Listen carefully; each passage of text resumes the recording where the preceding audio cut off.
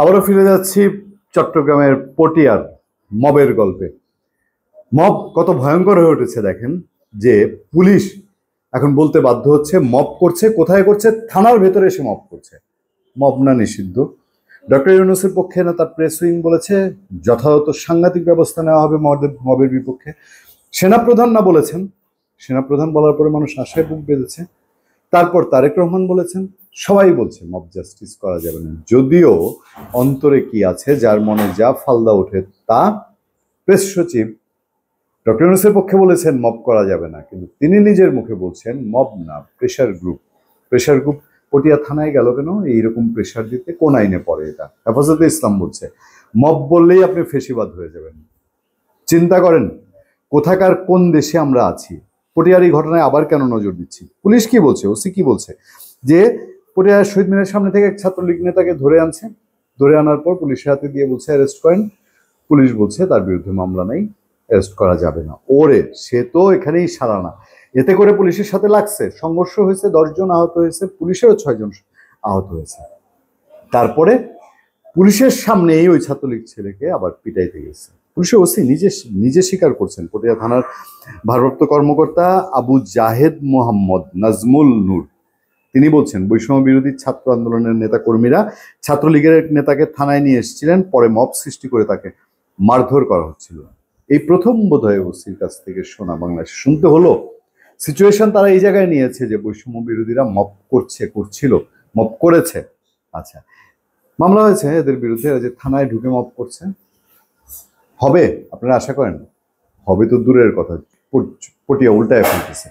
কেন অন্যায় করতে দিল না পুলিশ, সেইটার জন্যে পুলিশের পিন্ডি চটকায় খাওয়া অবস্থা, এবং পটিয়া গরম করে ফেলছে যে পুলিশ কেন মব করতে দিল না।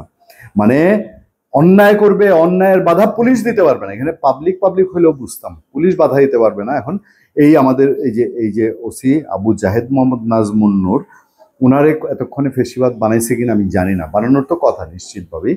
এবার তার পেছনে লাগছে, তার চাকরি খাইতে হবে, তার সরাই দিতে হবে। আচ্ছা, একদল নিরাপত্তা বেষ্টনী ভেঙে থানায় মব নিয়ে ঢুকে যাচ্ছিল। এই সময় পুলিশের সঙ্গে ধস্তাধস্তি হয়, এতে 3 থেকে 4 জন পুলিশ সদস্য আহত হয়েছে। পরে বৈষম্যবিরোধী ছাত্র আন্দোলনের নেতা কর্মীদের উপর লাঠিপেটার বিষয়ে জানতে চেয়ে একাধিকবার কল করা হলেও ওসিআর রিসিভ করেনি। এটা সংবাদ মাধ্যমের বক্তব্য। এরপর কি জানেন? এবার আসেন ফলাফলে। সেটা কি? পুলিশ একটা অন্যায় বাধা দিচ্ছে, অন্যায় বাধা আইন অনুযায়ী তাদেরকে জেলে ঢুকানোর কথা তখন। আচ্ছা, পুলিশ ঢুকাইতে পারে নাই কেন? তারা তো বৈষম্য বিরোধী, তারা এনসিপি বলেই।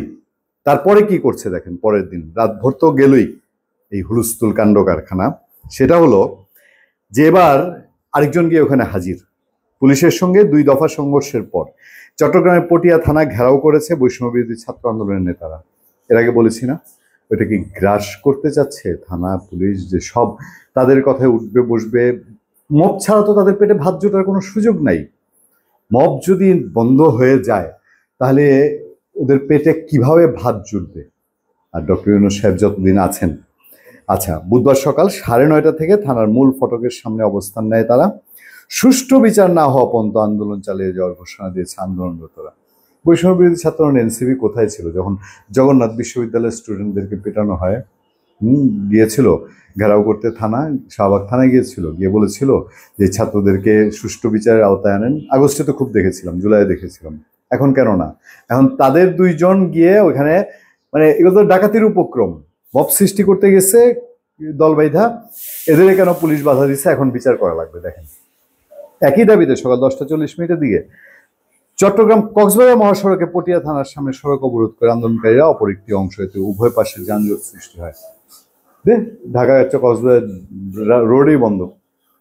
সকাল 11:30 দিকে ঘটনাস্থলে গিয়ে দেখা যায় থানার সামনে প্রায় 30-40 জন আন্দোলনকারী, গোনা যায় 30-40 জন, আন্দোলনকারী অবস্থান নিয়ে পুলিশের বিরুদ্ধে স্লোগান দিচ্ছে। অন্য একটি অংশ মহাসড়কে বসে থাকে। পুলিশ কমিশনার ঢাকার দেখলাম সেদিন একদল গিয়ে বলতেছিল যে বাস রেডি আছে, 5 মিনিট সময় দিলাম, আর নাহলে চ্যাংদোলা করে তুইলা বিদায় করবো। তো 30-40 জনে বলেন কিনা দেখি। আচ্ছা, এবার আন্দোলনে চট্টগ্রাম নগর শাখার মুখপাত্র ফাতেমা খানম বলেন, মানে নগর থেকে তারা ছুটে গিয়ে 30-40 জন হয়েছে। আমরাও শান্তিপূর্ণভাবে কর্মসূচি পালন করতে চেয়েছি, কিন্তু থানার সামনে পৌঁছলে পুলিশ বাধা দেয়। ধাক্কাধাক্কির সময় আমাদের এক কর্মী আহত হয়। মানে তাদের কোনো অপরাধ নেই, তারা থানায় গিয়ে ওই ছেলেটারে মারতে যায় নাই। মানে বুঝেন তো, এই যাবৎকালে এই আমলে, হ্যাঁ, এই জামানায় একজন ছাত্রলীগ তার বিরুদ্ধে মামলা নাই, তাহলে কোন লেভেলের ছাত্রলীগ? আমার মনে হয় যে এটা মানে দশম বিষম 20তম স্থানের ছাত্রলীগ হবে। এখন তার বিরুদ্ধে মামলা নাই, তাও তাকে ঘাঁটি না ঘাঁটতে দেন। ঘাঁটি, এটার ভিতরে আর কি মাহাত্ম্য আছে? আচ্ছা, সংঘর্ষের সূত্রপাত ঘটে রাত 9টায়। সেসব পুরনো ঘটনাগুলি আপনাদেরকে বলেছি, ওসি কি বলেছেন সেটাও বলেছি। তারপরে তারা হুঙ্কার দিয়েছেন যে এই ওসির একটা সুরাহা হইতে হবে, ওসির সুরাহা না হইলে তাদের ঘুম হারাম, তাদের ব্যবসা হারাম। এবার ওসিরে সুরাহা করতে হবে, এরে মেরে এই ওসিকে মেরে শিখাইতে হবে, অন্যভাবে নেবেন না। ওই ঝিকে মেরে বউ শিখানো একটা না, যে ওসিরে সাইজ করলে এক ওসি যদি সাইজ হয়, পরবর্তীতে যদি আবার কোনো থানায় ছাত্রলীগ 1-2টা পায়া ধইরা নেওয়া যায়, তাহলে আর কোনো ওসি অ্যারেস্ট না করে পারবে না। চিন্তা করবে, আয় হ্যাঁ রে, পটিয়া থানার ওসি তো খায়া দিচ্ছিল। তখন যে যারা ইচ্ছা তারে ইচ্ছা, এরপরে দেখবেন এটা যখন বাড়তে থাকবে না, তখন ছাত্রলীগ লাগবে না। স্বার্থের কারণে যে কোনো একটা লোক ধরে নিয়ে বলবে ফেসিবাদ জেলে ভরেন। কারণ ওসি সাহেবরা এরকম পটিয়ার পরিস্থিতি যখন মোকাবেলা করতে পারবে না, কি করবে তখন মানুষ? তো ভালো থাকবেন, সুস্থ থাকবেন। আপনার সাথে আমি আতিক রহমান, পূর্ণিয়া।